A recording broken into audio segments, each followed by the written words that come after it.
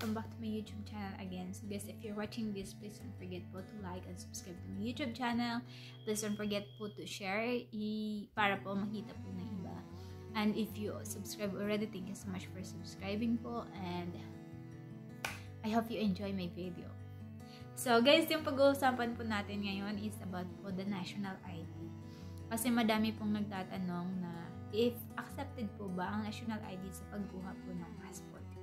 And as you know guys, na the national ID, most of us Filipino citizen, I think 50%, hindi pa po lahat nakatanggap ng national ID. Kasi as like me, nagpaano po ako ng national ID last July 2021, and up until now, hindi ko pa din po na-receive ang aking national ID.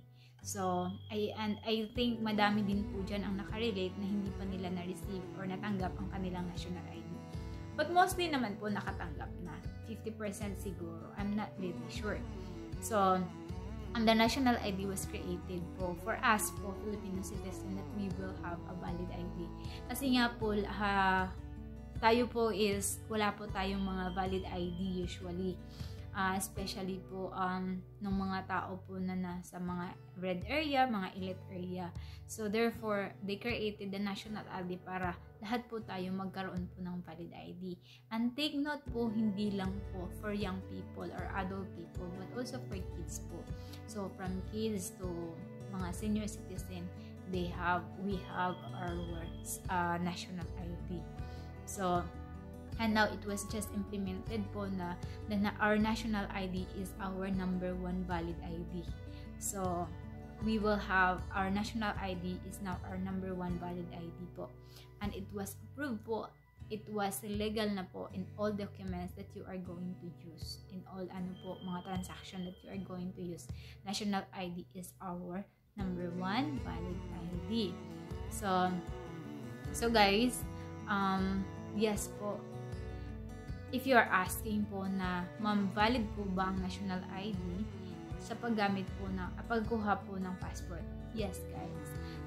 Since our national ID is one of our valid ID na, in the Philippines, yes, our national ID is valid po to get our passport.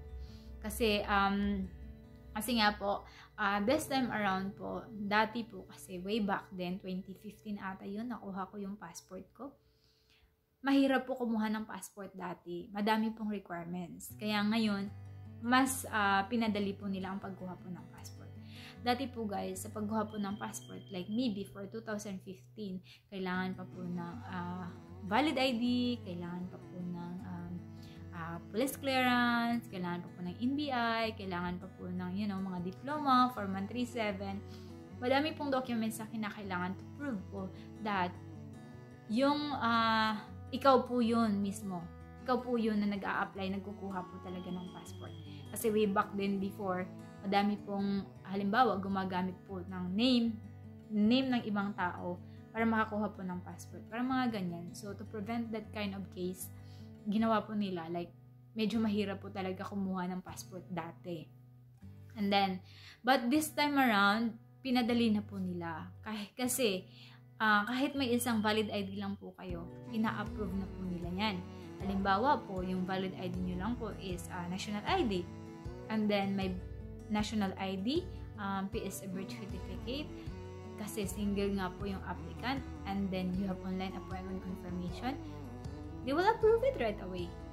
I-approve na po nila yan sa sa madalian. As long as po yung birth certificate nyo po is clear, hindi po siya malabo. Kasi pag malabo po yung birth certificate nyo, hihingan po kayo niya ng another supporting documents. But if yung birth certificate nyo po is clear, they will not ask anything, another mga supporting documents po. They will approve it right away. Halimbawa, meron din po kayong postal ID alone. It's okay na po. Kasi nga po sabi ko, hindi na po mahirap ngayon. Dati po mahirap po talaga. Kasi madami pong mga documents na kinakailangan. Tapos, halimbawa po, yung meron lang po kayo is mga, halimbawa, PRC license. Such as any other mga professional license. Yeah, it's okay na po. So, but this time, kasi bago lang din po na-approve na that our national ID is our number 1 ID na in the Philippines. Yes, don't hesitate po na gamitin niyo po yan sa pag-apply niyo po, sa pagkuha niyo po ng passport because it's already approved. So, yun po yung mga common questions po kasi na tinatanong sa akin, ma'am, approve na po ba yung national ID sa pagkuha po ng passport? Or okay na po ba na isa lang, kahit national ID lang, okay na po ba makakuha ito ng passport? Said yes. Okay na po yan, guys. Kasi yung ibang mga client ko din, yung ginamit nila is national ID lang. And they are approved naman po. And then yung iba is isang valid ID lang. Like yung iba is postal ID lang, PSA birth certificate, PSA marriage contract, and then online appointment confirmation code kasi the applicant is married, and then if the applicant is single, then one valid ID, PSA birth, tsaka confirm online appointment, then you're good to go. So that's it, guys. Don't hesitate. If you have national ID, that's good. You're good to go. Kailangan nyo na lang po magpa-appointment. Kailangan nyo lang po i-check yung PSA birth nyo if your PSA birth po is clear. Kasi yung importante lang naman po sa kanila, guys, is yung valid ID nyo at saka yung PSA birth nyo, they're coincide to each other. Especially the personal information such as your first name, your last name, your middle name, your birthplace, your birth date. Yan po yung importante na dapat mag-coincide po sa birth certificate niya at sa valid ID niya. Kasi kapag hindi po sila mag-coincide, then you are in trouble. So, kailangan po na coincide silang dalawa para mas madali po.